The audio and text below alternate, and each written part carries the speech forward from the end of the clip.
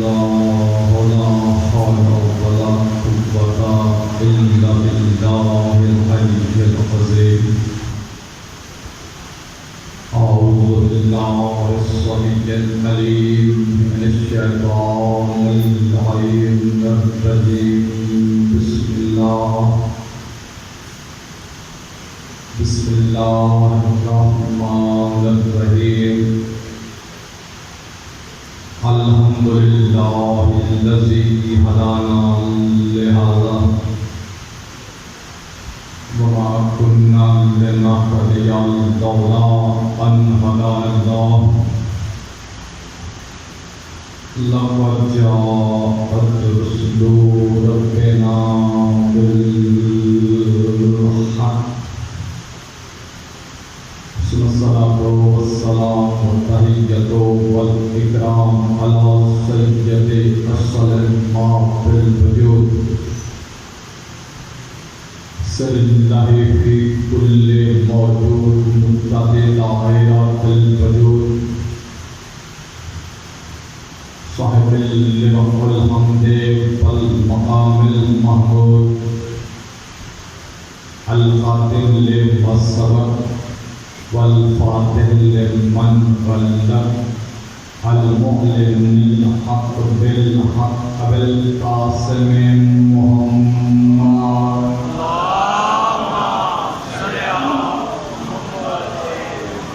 وآله الطيبين الطاهرين المعصومين المنتخبين المنتجبين المظلومين الذين أزهق الله عنهم الرجس وطهرهم تطهيرا.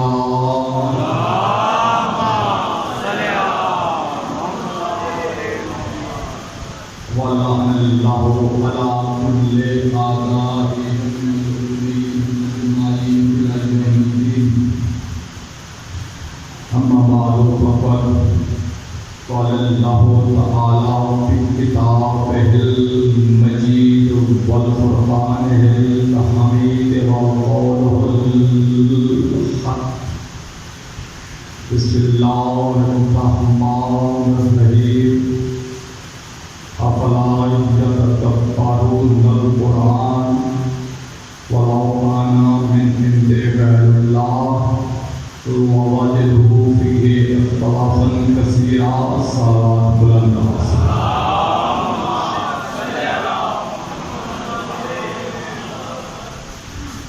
ایک صلوات میں جملہ بلند آواز سے.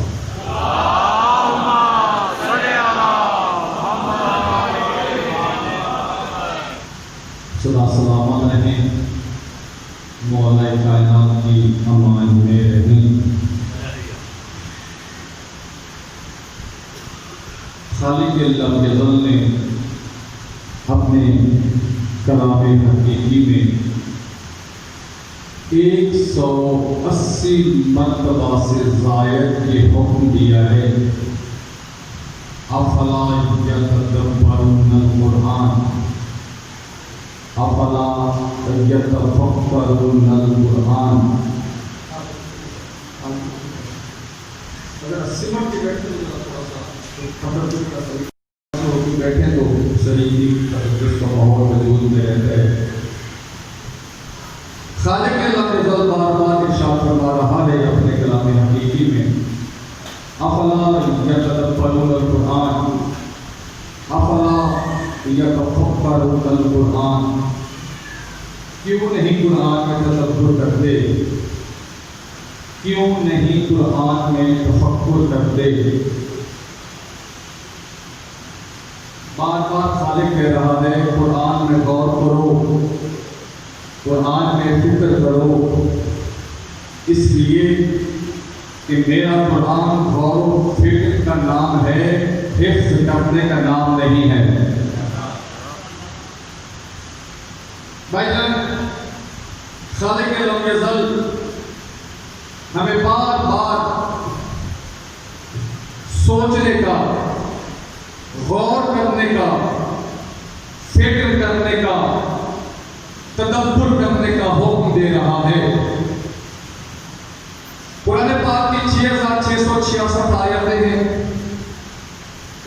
14 सूरतें हैं, 30 पारे हैं। पूरे कुरान में एक भी आयत ऐसे नहीं जिसमें हुक्म दिया गया हो कि मेरे कुरान को हिफ्ज करो। हुक्म क्या है? गौर करो, फिक्र करो, तदब्बर करो। इसका मतलब ये है कि जिसका हुक्म है वो हम करते नहीं हैं, उसका हमारे पास इदराक नहीं है, और जिसका हुक्म नहीं है अपनी इख्तियार से उसी पर जोर दिए जा रहे हैं, हिफ्ज किए जा रहे हैं।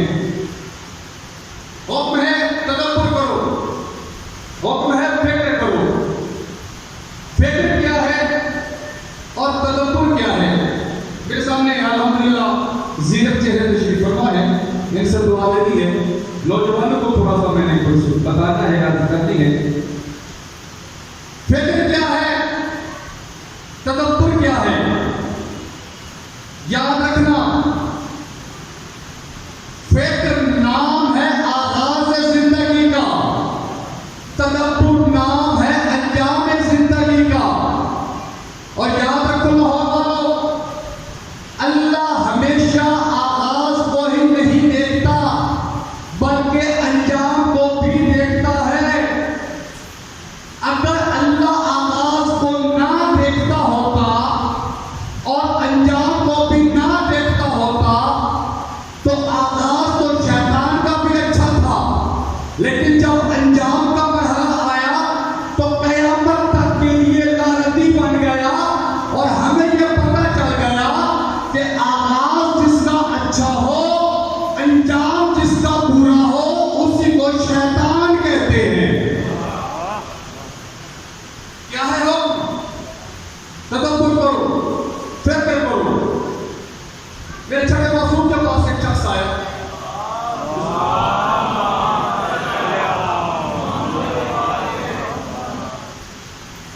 मौला के पास आके कहते हैं, मौला मैं हाफिज़ कुरान हूँ, मैंने पूरा कुरान हिफ्ज़ किया हुआ है। आजकल तो हर जगह पे हाफिज़ मिल रहे हैं, उस दौर में हाफिज़ होना कुछ अजीब सी बात थी। तो मौला के सामने आके कह रहा था, मौला मैं कुरान का हाफिज़ हूँ। मौला ने फरमाया हाँ अच्छी बात है, लेकिन याद रख कुरान को जब भी पढ़ना देख कर पढ़ना। जुमला आपने महफूज नहीं किया, मौला का फरमान। याद रखो कुरान को जब भी पढ़ना देख कर पढ़ना। मौला मैं हाफिज हूँ, मुझे ज़बानी याद है, मुझे देखने की क्या जरूरत है? तो मौला ने फरमाया जाहिल इंसान कुरान तूने तोते की तरह रट तो लिया, लेकिन इतना ना समझ सका कि कुरान को पढ़ना ही इबादत नहीं बल्कि कुरान की आयतों की तरफ नजर करना भी इबादत है। अब मौला ने अपने साथ को मुखातब करके फरमाया, ऐ मेरे प्यारे साहब याद रखो, अगर अल्लाह किसी को नूह के बराबर जिंदगी दे, सारी जिंदगी कुरान पढ़ता रहे, सारी जिंदगी कुरान पढ़ता रहे, एक लफ्ज समझ कर अमल ना कर सके, जब भी मरे समझना जाहिल मर गया। और मौला फरमाते हैं अगर अल्लाह किसी को 100 साल की जिंदगी दे और 100 साल की जिंदगी में कुरान का एक लफ्ज पढ़कर समझकर उस पर अमल करके जब भी मरे समझना आलिम मर गया। लेकिन जाना होता है मेरा मालिक, हम तेरे इस कलाम की इज्जत क्यों करें? तो खाने की आवाज आती है मेरे कुरान की इज्जत इसलिए करो, कुरान का एहतराम इसलिए करो, कुरान की तकरीम इसलिए करो कि इसलिए कि मेरा कुरान खैरुल्लाह नहीं है।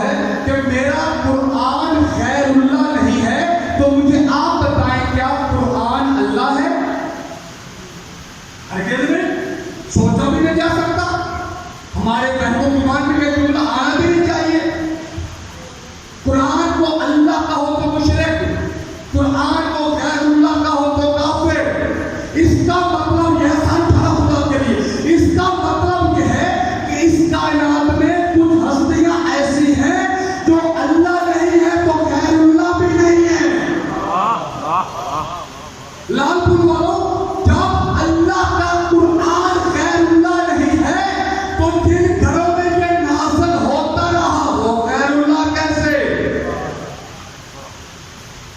تھکاوٹ ہے، میں سمجھ رہا ہوں پچھلا محرم کے دوران آپ الحمدللہ عزاداریوں میں، گیرازاریوں میں، شبداریوں میں، جلسوں میں، جلوسوں میں بہت مصروف رہے ہیں، اور میں دیکھ رہا ہوں کہ میرے سامنے جو ہے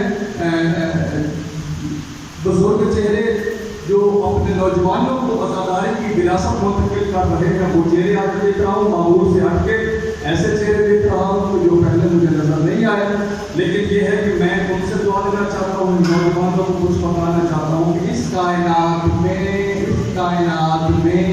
کچھ ہستیاں ایسی ہیں جو اللہ نہیں ہے تو غیر اللہ بھی نہیں ہے۔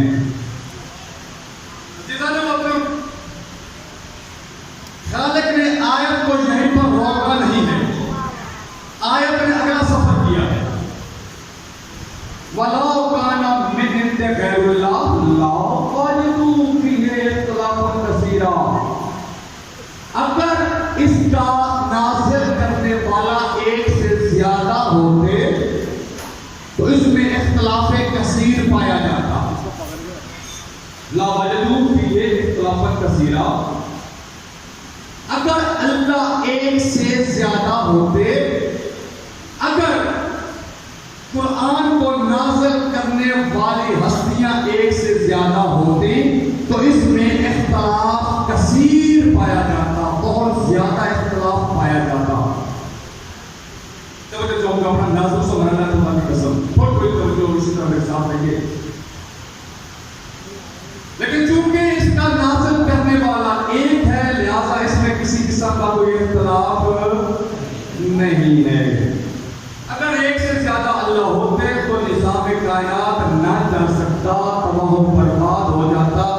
ایک اللہ ہوتا، ایک اپنا آئین بھیجتا، دوسرا اللہ ہوتا، وہ اپنا آئین بھیجتا، ایک اس کو منسوخ کر دیتا، ایک سورج کو طلوع ہونے کا حکم دیتا، دوسرا اس کو غروب کر دیتا، ایک بادل کو حکم دیتا، دوسرا روشنی کو حکم دیتا، اور اسی طرح کنفلیکشن میں سارا نظام کائنات برباد ہو جاتا۔ لیکن چونکہ اللہ ایک ہے، قرآن کا بھیجنے والا خالق اور مالک ایک ہے، تو اس میں کسی قسم کا کوئی اختلاف قرآن میں کسی قسم کا اختلاف نہیں ہے۔ اس کی وجہ یہ ہے کہ اس کا بھیجنے والا ایک ہے، زیادہ ہوتے تو اختلاف ہوتے، اختلاف قرآن میں نہیں ہے۔ میرا اللہ ہم سارے بیک زبان کہہ رہے ہیں کہ تو ایک ہے، تیرا قرآن ایک ہے، تیرے قرآن میں کوئی اختلاف نہیں ہے، تو خالق کی آواز آئے گی۔ اور میرے پیارے مسلمانوں، جب میں بھیجنے والا بھی ایک ہوں، میرا کلام بھی ایک ہے، تو تم مسلمان ایک کیوں نہیں ہو؟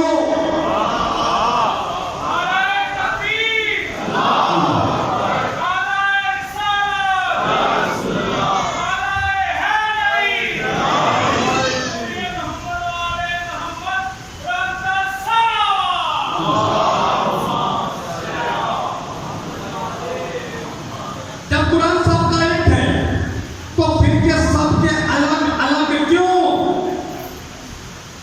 میں معمول سے آپ کو گفتگو کر رہا ہوں۔ عزیزان محترم، یہ نہیں ہے کہ شیعہ کا قرآن الگ ہے تو سنیوں کا الگ ہے، وہابیوں کا الگ ہے تو دیوبندیوں کا الگ، نہیں، پورا عالم اسلام کا متفقہ قرآن ایک ہے۔ فرقے سب کے الگ الگ کیوں؟ اور عجیب بات ہے، جو بھی فرقہ اٹھتا ہے ثبوت قرآن سے لیتا ہے۔ کئی لوگ ہاتھ دھو کر نماز پڑھتے ہیں اسی قرآن سے، لوگ ہاتھ باندھ کر نماز پڑھتے ہیں اسی قرآن سے، لوگ اپنے آپ کو فرزندان توحید سمجھتے ہیں اسی قرآن سے، لوگ حضرت عیسیٰ کو اللہ کے نبی سمجھتے ہیں اسی قرآن سے، لوگ حضرت عیسیٰ کو اللہ کا بیٹا سمجھنے لگ گئے ہیں اسی قرآن سے، لوگ نبی معظم کو امی کے ترجمے سے ان پڑھ سمجھتے ہیں اسی قرآن سے، لوگ نبی معظم کو عالم علم لدنی سمجھتے ہیں اسی قرآن سے، لوگ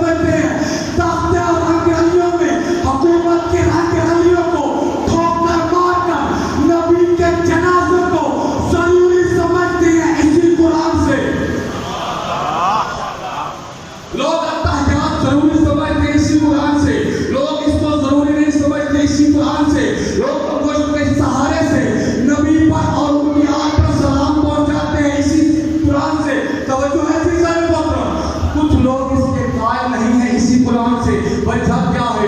قرآن سب کا ایک ہے، پھر کے سب کے الگ الگ کیوں؟ یہ آیت جو ہے لا وجدوا فیہ اختلافا کثیرا، یہ آیت کل بھی قرآن میں تھی، یہ آیت آج بھی ہے. جب تک قرآن باقی رہے گا یہ آیت قرآن کی زینت بن کر باقی رہے گی. وجہ کیا ہے؟ قرآن سب کا ایک، پھر کے سب کے الگ الگ کیوں؟ میں ذرا مشکل بات کر رہا ہوں، مشکل کو میں آسان کرنا چاہتا ہوں. لاکھ مبارک ہو اور اللہ نبی پورا کرو کہ قرآن میں اختلاف نہیں ہے، قرآن کے ترجمے میں اختلاف ہے. میں کہتا ہوں مسلمانوں، میں انتہائی ادب اور احترام کے ساتھ ملت اسلامیہ کی بارگاہ میں ایک سوال رکھنا چاہتا ہوں. میرے برادران اسلام، مجھے میرے سوال کا جواب چاہیے. پوری ملت اسلامیہ مل کر اس کا جواب دے کہ مسلمانوں، تمہیں کس نے یہ حق دیا کہ تم قرآن کا ترجمہ کرو؟ پوری ملت اسلامیہ سے میرا سوال ہے. میں کہتا ہوں مسلمانوں، آپ تو وہ بات ہی نہیں مانتے جو قرآن میں نہ ہو. یہ دکھائیے قرآن میں، وہ دکھائیے قرآن میں. میں کہتا ہوں پورے قرآن میں ترجمہ کرنے کی کوئی ایک آیت ہے تو وہ آپ سنائیں. ترجمہ نہ کرنے کی آیت آج میں سناتا ہوں. توجہ ہوگی پر نازل مرحلہ معرفت خدا کی قسم. سورہ آل عمران، بسم اللہ الرحمن الرحیم. وَمَا يَعْلَمُ تَأْوِيلَهُ إِلَّا اللَّهُ وَالرَّاسِخُونَ فِي الْعِلْمِ. وَمَا يَعْلَمُ تَأْوِيلَهُ، کسی کے پاس قرآن کی تعبیر کرنے کا کوئی حق نہیں، کسی کے پاس قرآن کا ترجمہ کرنے کا کوئی حق نہیں، کسی کے پاس قرآن کی تشریح کرنے کا کوئی حق نہیں، کسی کے پاس قرآن کی تفسیر کرنے کا کوئی حق نہیں. اِلَى اللَّهِ، سوائے اللہ کے. وَالرَّاسِخُونَ فِي الْعِلْمِ، یا وہ اس کا ترجمہ تفسیر کرے جو علم میں راسخ ہو.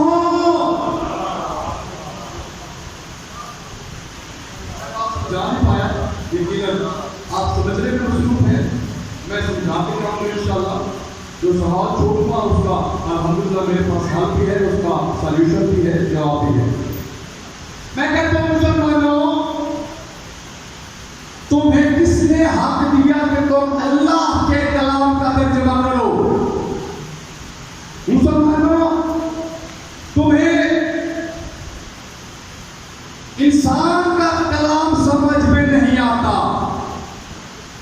تم بھی انسان ہو، تمہیں اپنے جیسے دوسرے انسان کا کلام سمجھ میں نہیں آتا.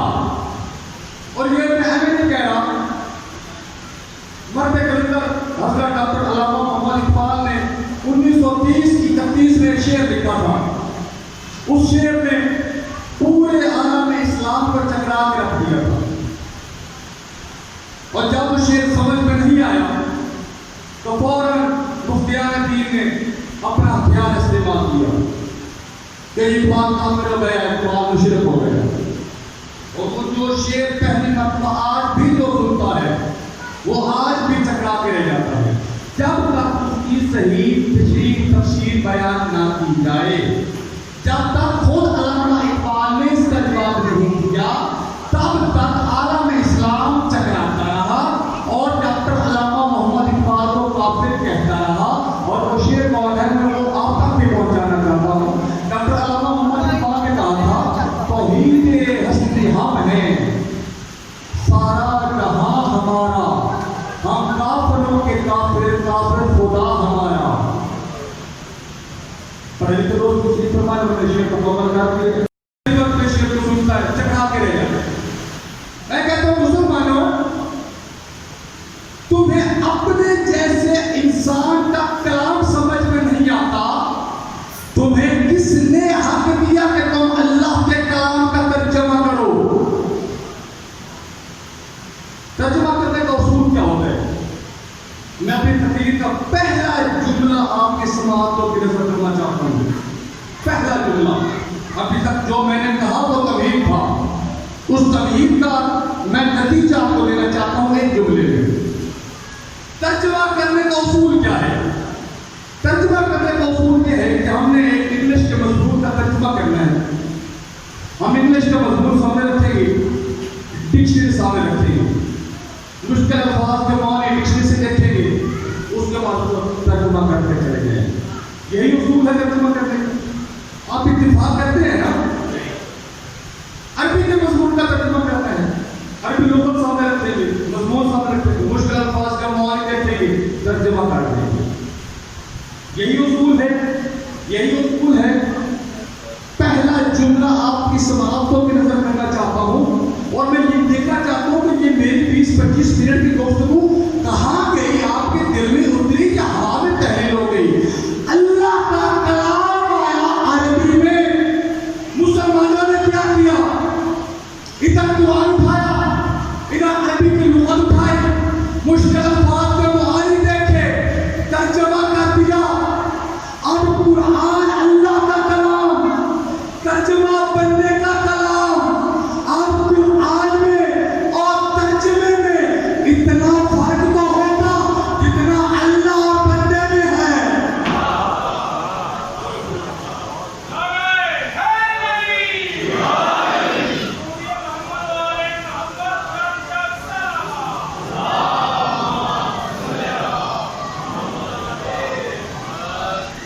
میں کہتا ہوں مسلمانوں، اگر تمہیں اپنے علم پر، اپنے انسانی علم پر اتنا ہی بھروسہ ہے تو میں قرآن کی ایک آیت پڑھتا ہوں، تو اٹھا عربی کی لغت، باب العلم کے دروازے پر جس طرح پہلے نہیں جا رہا اب بھی نہیں جانا، لغت دیکھ کے تو نے اس کا ترجمہ کرنا ہے، پھر مجھے اپنا اسلام بچا کے بتا۔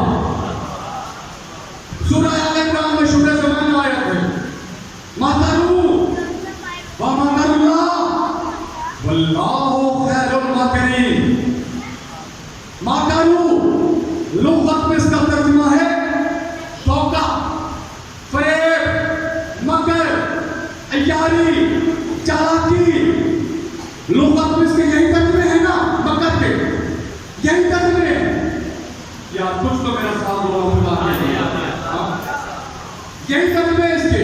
مَكَرُوا یہودیوں نے مکر کیا، کیا مکر کیا، کیا چلاکی کی، کیا فریب کیا، کیا دھوکہ کرنا چاہا کہ محمد سو جائے گا، ہم سوتے ہوئے محمد کو قتل کر دیں گے۔ یہ یہودیوں نے چلاکی کی، وہ مکر اللہ۔ اب کرنا ترجمہ لغت کو دیکھ کر، نہیں اتنی مشکل بات تھی نہیں جتنی آپ نے مشکل بنا دی ہے۔ میں بہت آسان کر کے پیش کر رہا ہوں۔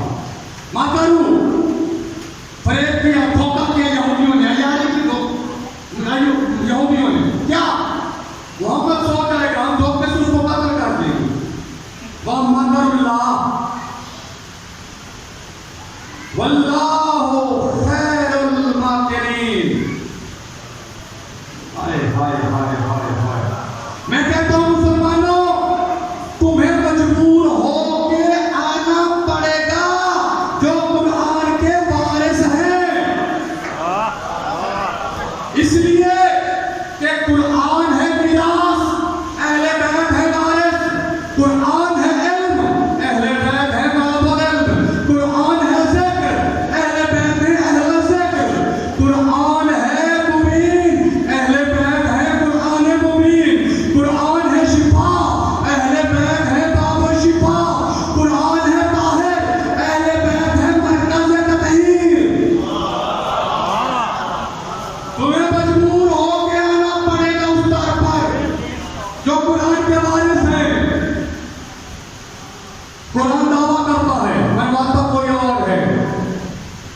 قرآن کے دعوے سنو گے؟ قرآن نے دعویٰ کیا بسم اللہ الرحمن الرحیم اور فتحت بہ الارض اور کلھا بہ الموت. اگر میرا قرآن زمین پر آ جائے اور فتحت بہ الارض زمین سمٹ جائے بہوا بہ الجبال اور پہاڑ جو ہیں وہ اپنی جگہ چھوڑ دیں چلنے لگ جائیں اور اگر میرا قرآن مردوں پر آئے تو مردے زندہ ہو جائیں. قرآن کے دعوے ہیں. قرآن نے دعویٰ کیا پہلا دعویٰ اگر میرا قرآن زمین پر آئے تو سمٹ جائے زمین. قرآن کا دوسرا دعویٰ اگر میرا قرآن پہاڑ پر آئے تو پہاڑ چلنے لگ جائے اپنی جگہ چھوڑ دیں. تیسرا دعویٰ قرآن کا اگر میرا قرآن مردوں پر آئے تو قرآن کی وجہ سے مردے زندہ ہو جائیں. وہ ادھر سے آواز ہے وہ ادھر سے آواز ہے ایک ایک کر کے قرآن اگر مردوں پر آئے تو مردے زندہ ہو جائیں. بہت مہربانی آپ نے معلومات ایک آواز دے دی مجھے. عزیزان ایمان یہ قرآن کے دعوے ہیں. پہلا دعویٰ کیا ہے؟ قرآن اگر زمین پر آئے تو زمین سمٹ جائے. ہم مسجد میں بیٹھے ہیں. مسجد میں درجنوں قرآن پاک موجود ہیں. درجنوں قرآن پاک موجود ہونے کے باوجود یہ مسجد کا چھوٹا سا محراب ہوتا ہے یہ کیوں نہیں سمٹتا؟ عجیب و غریب سی بات ہے. قرآن کا دوسرا دعویٰ کیا ہے؟ اور کلھا بہ الموت اگر میرا قرآن مردوں پر آئے تو مردے زندہ ہو جائیں. ہم ایک دو تین چار نہیں سارے کے سارے قرآن پڑھتے ہیں. ہم 100 بندہ بیٹھے ہیں 100 قرآن لے کر کسی پاس کے قبرستان میں چلے جاتے ہیں. دیکھتے ہیں کوئی مردہ بولے نہیں بولتا. اگر قرآن پہاڑوں پر آ جائے پہاڑ چلنا شروع ہو جائے. عزیزان ایمان ہم 1 2 3 4 میں 1000 قرآن لے کر جاتے ہیں. کسی چھوٹی سی پہاڑی پر جا کر بیٹھ کے قرآن کی تلاوت بھی کرتے ہیں. قرآن کا وجود رات بھی کرتے ہیں. دیکھتے ہیں کہ پتھر بھی ہلتا ہے نہیں ہلتا پہاڑ حرکت نہیں کرتا. تو اس کا مطلب یہ ہے کہ قرآن ہے میراث. قرآن صرف دعویٰ کرتا ہے. قرآن کے وارث اس دعوے کو ثابت کر کے دکھاتے ہیں. توجہ ہوگی جو بات اوپر پہ آئے گی. قرآن کا دعویٰ کہ اگر میرا قرآن پہاڑوں پر آ جائے پہاڑ چلنا شروع ہو جائے. مباہلے کا میدان تھا جب بچ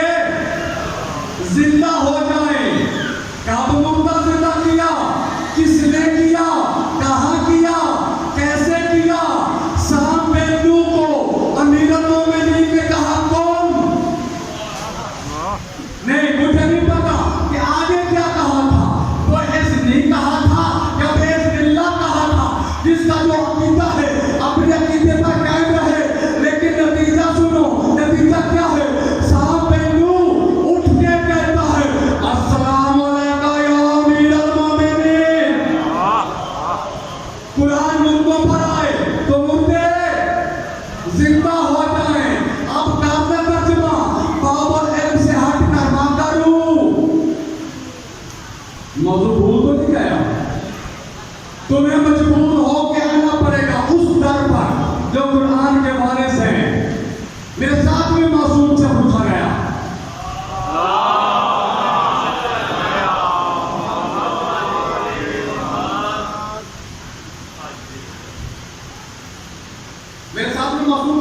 مولا مکر کے میری تو ہے فریب دھوکہ عیاری چالاکی. مولا نے فرمایا کہاں سے پڑھا؟ میں بڑی عجیب و غریب سی چیز آج کے دور کا بہت بڑا مسئلہ حل کرنا چاہتا ہوں. توجہ ہو تو بات سمجھ میں آئے. مولا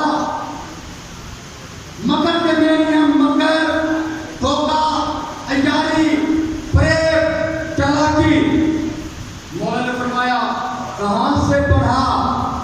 مولا لغت کو دیکھ کے بتا رہا ہوں. مولا نے فرمایا ہم مر گئے تھے، ہمارے ہوتے ہوئے لغت دیکھ رہا ہے. مولا آپ مجھے ملے نہیں. مولا نے فرمایا جب ہم نہ ملے تو ہمیں تلاش کرو. اوئے ہوئے ہوئے ہوئے ہوئے. ہم نہ ملے تو ہمارا فرمان تلاش کرو. مولا آپ بتائیں. مولا نے فرمایا جب مکر کا لفظ یہودیوں کے لیے آیا تو وہ تھا دھوکہ فریب عیاری چالاکی. یہودیوں نے کیا کیا؟ دھوکہ دیا کہ محمد سو جائے گا، دھوکے سے محمد کو قتل کر دیں گے. لیکن جب مکر کا لفظ اللہ کے لیے آیا مکروا ومکر اللہ، تو اللہ کے لیے جب مکر کا لفظ آیا تو اس کا مطلب ہے تدبیر. یہودیوں نے مکر کیا، یہودیوں کے مکر کے مقابلے میں اللہ نے تدبیر کی. کیا تدبیر کی؟ محمد کو ہٹایا، علی کو سلایا اور دنیا والوں کو بتایا کہ ادھر دیکھو میرا علی تو وہ علی ہے جو سو کر بھی محمد کی تقدیر بتا رہا ہے. عزیزان آپ بھی تھکے ہوئے ہیں، آپ کو بھی زیادہ زیادہ دینا ہمارا نہیں ہے. بلند آواز سے درود محمد لگے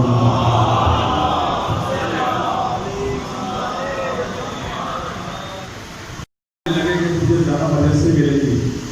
یہ باب العلم کی خیرات ہے اور جہاں پہ باب العلم اپنے کرم کے صدقے ڈیوٹی لگاتے ہیں ہماری پہلی ڈیوٹی لگتی ہے. میری ہمیشہ سدا سے کوشش یہی رہی ہے کہ میں کچھ نہ کچھ دے کے جاؤں. مجھے 2020 والے مجالس آتی ہیں، سب کچھ آتا ہے. نعرے لگوانا سب سے آسان کام ہے. علی والوں کو سب میں پھنسا جانے میں کرو، نعرے لگ جاتے ہیں. نعرے لگوانا مشکل نہیں ہے، لیکن یہ ہے کہ اپنی ذمہ داری کا احساس کرنا ہوتا ہے کہ کچھ نہ کچھ دے کے جائیں. اور میں نے جو شعر محرم میں آپ نے پڑھا ہے، میں ہر مومن کو، ہر بزرگ کو، ہر نوجوان کو میں منت کرتا ہوں کہ آج کے بعد حساب کیجیے گا اس عشرہ محرم میں آپ نے مجھ سے کیا وصول بھی کیا کہ نہیں کیا. توجہ سے سب لوگ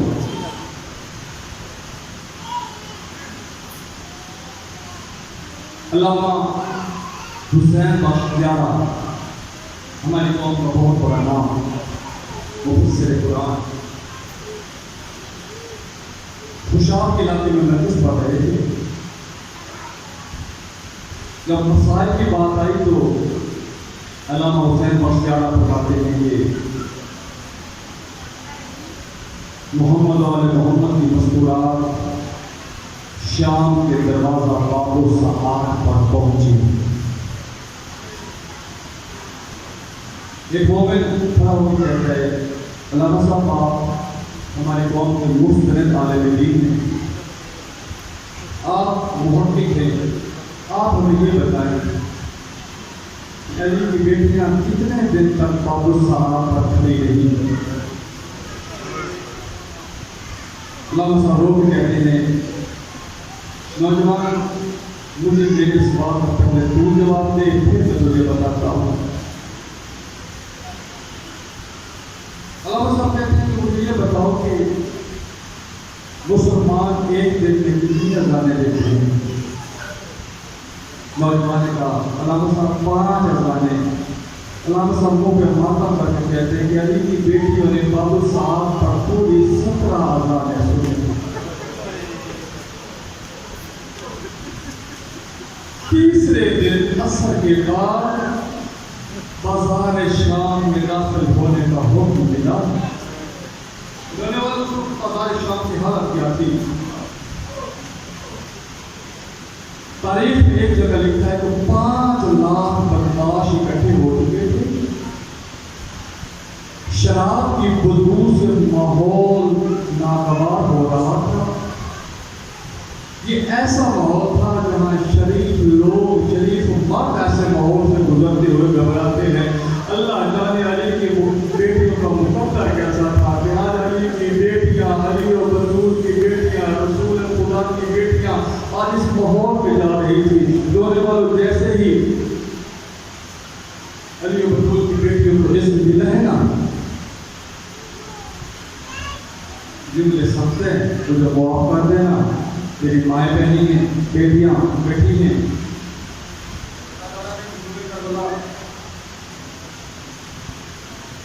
جیسے یہ قافلہ لوٹا ہوا قافلہ برباد قافلہ علی و بطول کی بیٹیاں میرے تو ایمان اور عقیدہ یہ ہے کہ کربلا میں ہی مر گئی تھی جب شیبہ نے آ کے سیام کو آگ لگائی تھی.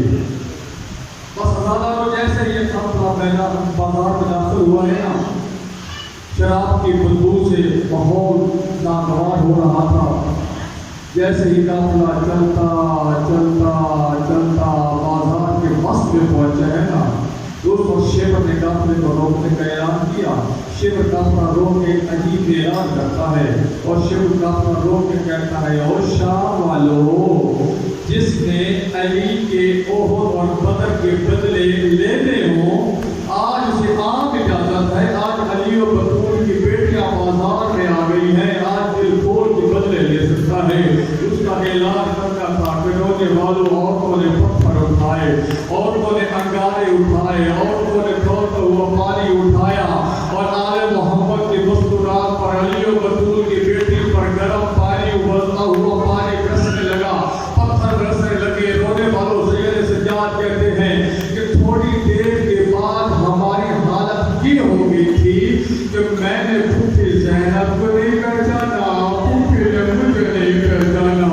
رونے والوں ابھی تھوڑی دیر گزری تھی کہ سیدہ سکینہ چلتی چلتی اپنے بھائی سجاد کے پاس آئی ہے اور سجاد سے آگے کہتے ہیں سجاد سجاد میں تیری دکھی بہن ہوں میں تیری قیدی بہن ہوں میں تیری بیمار بہن ہوں سجاد میں تیری ضروری بہن ہوں. بازار شام میں تیری ایک منت کرتی ہوں بہن پر احسان کر. اسا سجاد کہتے ہیں سکینہ کیسا حکم کر میں کیسا تجھ پہ احسان کر سکتا ہوں. سکینہ کہتے ہیں سجاد شیبر سے غیر میرے منہ پہ تمانچے مارے تازیانے نہ مارے.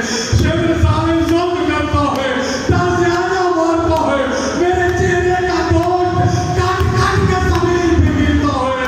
میں زمین بہن ہوں تیری. رونے والوں اللہ جانے کس کونے میں کھڑا ہوا کہ لائن سن رہا تھا کون کے جلدی سے آگے آیا پھر کون جانتے کرتا ہے اب کہے گی سجاد سے اب کہے گی سجاد سے.